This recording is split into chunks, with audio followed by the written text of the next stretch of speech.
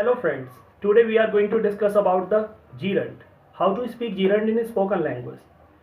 English language में जीरंड्स को कैसे बोलते हैं ये मैं बताने वाला हूँ आपको। जीरंड को हम तीन तरह से यूज़ कर सकते हैं। एक, जीरंड को सब्जेक्ट की तरह यूज़ करते हैं। सेकंड, जीरंड को हम किसी एक्शन के ऑब्जेक्ट के तौर पे यूज़ कर सकते हैं।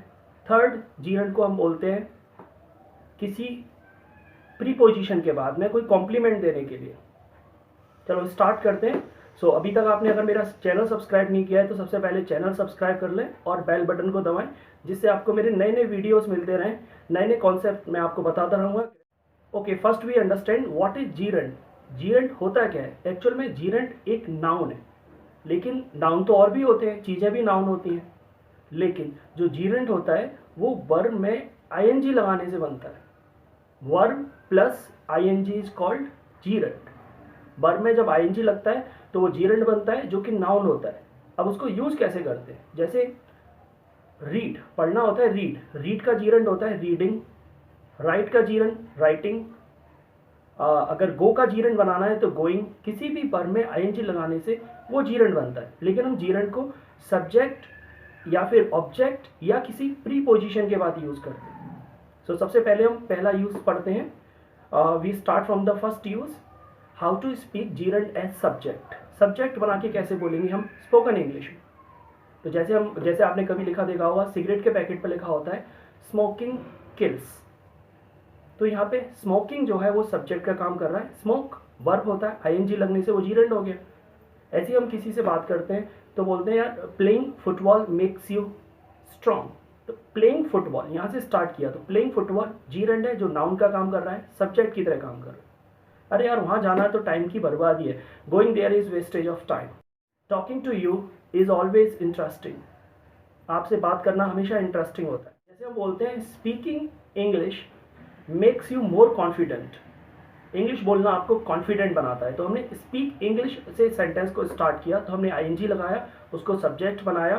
Speaking English makes you more confident, तो यहाँ पे स्पीक इंग्लिश जीरंड का काम करता है। Okay, now we start the second use of gerund.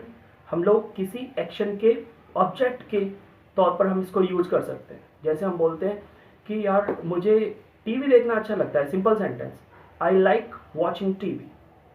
अब कुछ लोग थोड़े से कंफ्यूज हो सकते हैं कि सर हमने यहाँ पर I like to watch TV क्यों नहीं बोला? ऐसे भी बोल सकते हैं टू लगाकर। अगर हम टू लगाकर वर्ब को बोलते हैं तो ग्रामर में इसको इन्फिनेटिव वर्ब कहते हैं। इन्फिनेटिव कहते हैं टू वॉच टीवी, लेकिन स्पोकन इंग्लिश में ये ज़्यादा बेहतर होता है कि आप इसे जीरंड बनाकर बोलें। जीरंड मतलब एक्शन में आईएनजी लगाकर, आई लाइक वॉचिंग टीवी। तो वॉचिंग टीवी लाइक का ऑब्जेक्ट का काम कर रहा है, आई लाइक वॉचिंग टीवी।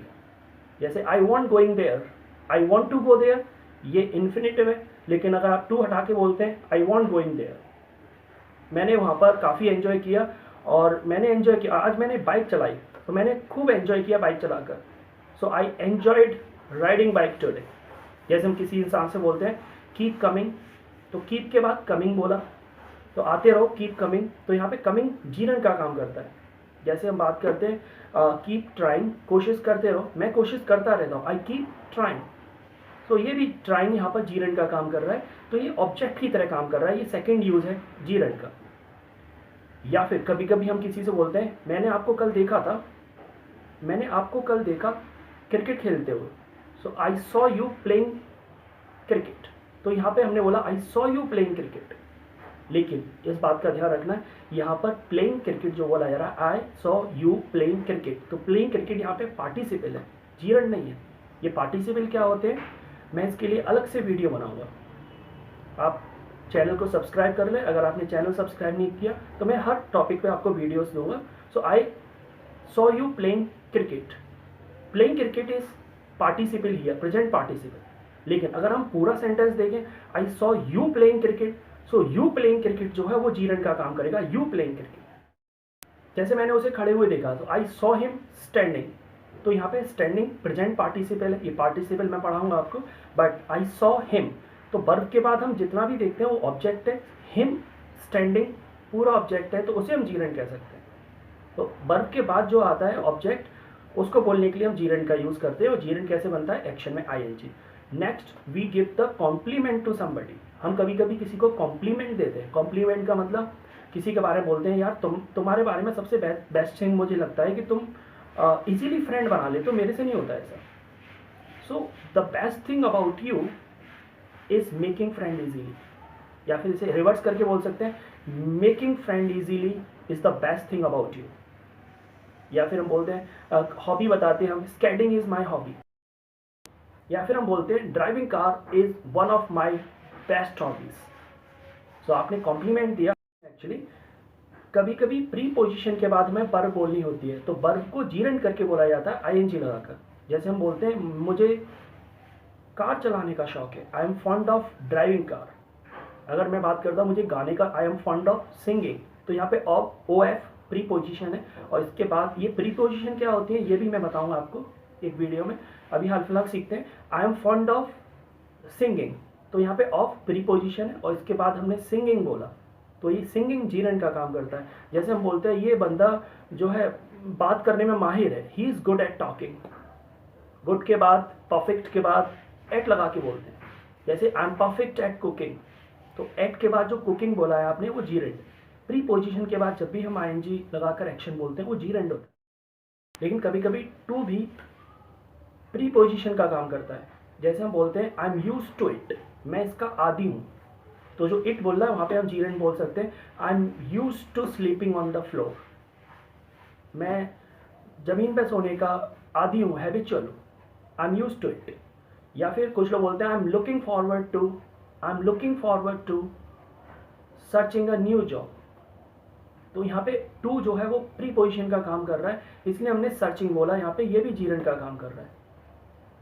ऐसे ही हम लोग इंटरेस्टेड बोलते हैं आई एम इंटरेस्टेड इन भी प्री पोजिशन होता है, इसके बाद एक्शन बोलेंगे तो वो भी आईएनजी होगा। I am interested in watching movies, I am interested in watching movies, तो यहाँ पे वॉचिंग मूवी जीरंड है। जहाँ भी प्री पोजिशंस होती है उसके बाद हमें जीरंड बोलना होता है, मतलब एक्शन में आईएनजी। जैसे हम किसी आदमी से बोलते हैं you should have a walk after having dinner, रात को डिनर के बाद आफ्टर हैविंग डिनर, तो आईएनजी करके बोला हमने, आपको वॉक करना चाहिए।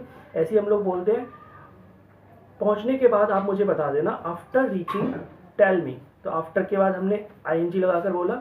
जैसे हम किसी इंसान से बोलते हैं आने से पहले एक बार कॉल कर देना, so make me a call before coming, ऐसा करो हाथ धो लो, खाने से पहले हाथ धो लो, so wash your hands before eating.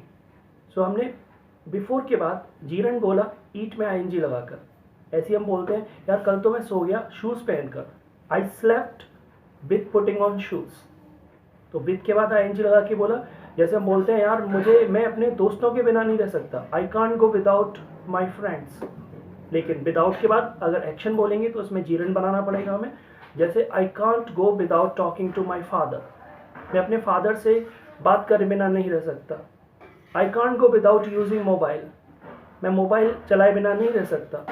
तो इस तरह से हम लोग प्री पोजिशंस के बाद में जीरंड का यूज़ करते हैं। जैसे हम बोलते हैं start playing, start having, start talking, so start के बाद भी जीरंड। जैसे बोलते हैं stop having, stop talking, stop going there, so stop के बाद भी आईएनजी लगाकर जीरंड बोल सकते हैं। तो आपको समझ में आता है जीरंड को हम तीन तरह से बोल सकते हैं, एक सब्जेक्ट बनाकर, एक वर्ब के ऑब्जेक्ट के तौर पर, और एक किसी को कॉम्प्लीमेंट देने के लिए, और प्रीपोजिशंस के बाद में।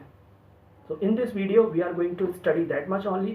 If you have any doubt related to the same video, please write in the comment box. I'll clear your doubt. And please keep watching my channel. I'll tell you very interesting concept of grammar so that you can improve your English. Thank you so much guys. Have a nice day.